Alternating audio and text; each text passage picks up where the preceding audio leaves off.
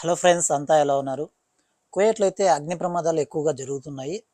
రీసెంట్గా మొన్న కూడా అగ్ని ప్రమాదం అనేది కువైట్లో జరిగింది. దీనివల్ల నలుగురు భారతీయులు అయితే చనిపోయారు.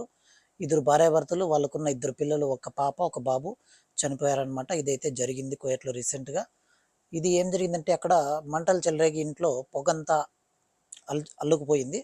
ఆ పొగ పీల్చడం వలన డోర్లు ఏం ఓపెన్ కాకపోవడం వలన అగ్నిమాపక సంబంధి అక్కడికి చేరుకుని డోర్లు బద్దలు కొట్టి చూసేసరికి వాళ్ళు శ్వాస ఆడక ఆ పొగ పీల్చుకొని నలుగురు అయితే చనిపోయారనమాట. ఇండియాకి సంబంధించిన వాళ్ళు చనిపోవడం జరిగింది. దీన్ని దృష్టిలో ఉంచుకొని అగ్నిమాపక సిబ్బంది కొన్ని నివారణ చర్యలు, కొన్ని సురక్షితంగా ఉండడానికి కొన్ని నియమాలు పాటించాలని అయితే సూచించారనమాట ప్రజలకు. ముందుగా మనము ఎక్కడన్నా బయట వెళ్ళేటప్పుడు స్విచ్లు కానీ, ఫ్యాన్లు కానీ, ఏసీలు కానీ అలాగే వదిలేసి వెళ్తూ ఉంటారు కొంతమంది. అవన్నీ ఆఫ్ చేసి వెళ్ళండి. వీలైతే ప్లగ్ కూడా వాటి నుంచి డిస్కనెక్ట్ చేసి వెళ్తే ఇంకా మంచిది.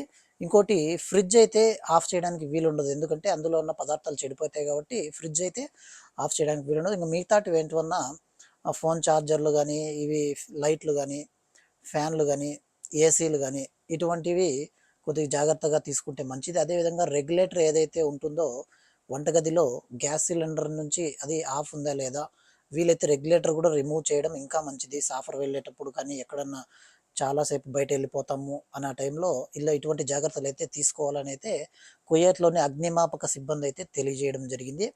అదేవిధంగా తరచుగా కువైట్లో అగ్నిమాపక ప్రమాదాలు అయితే జరుగుతూ ఉన్నాయి. కువైట్లో ఎండలు ఒక రేంజ్లో ఉన్నాయన్నమాట. ఇప్పుడు 50 డిగ్రీస్, 50 డిగ్రీల ఎండలు అయితే ఉన్నాయన్నమాట.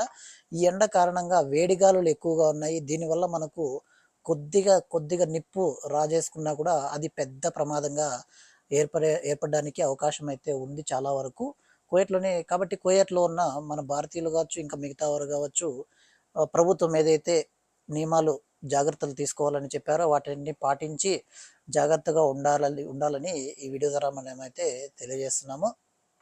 అదేవిధంగా మనకు కువైట్లో బంగారం ధర చూసినట్లయితే 22 క్యారెట్ల బంగారం ధర వచ్చేసి 22 దినార్ల 840 ఫీల్స్గా ఉంది. 24 క్యారెట్ల గోల్డ్ వచ్చేసి 23 దినార్ల 840 ఫీల్స్గా ఉందన్నమాట. అదేవిధంగా కువైట్లో దినార్ రేట్ చూసినట్లయితే ఒక్క కువైటీ దినారు మన ఇండియన్ రూపీస్లో రూ. 273గా నమోదైందనమాట. ఈ వీడియో మీకు నచ్చినట్లయితే లైక్ చేయండి. అదేవిధంగా లడ్డూ నవాజ్ ఛానల్ని సబ్స్క్రైబ్ చేసుకొని ఫాలో చేయండి. మరో లేటెస్ట్ వీడియోతో మళ్ళీ కలుద్దాము. అంతవరకు టాటా, బాయ్ బాయ్, జై హింద్.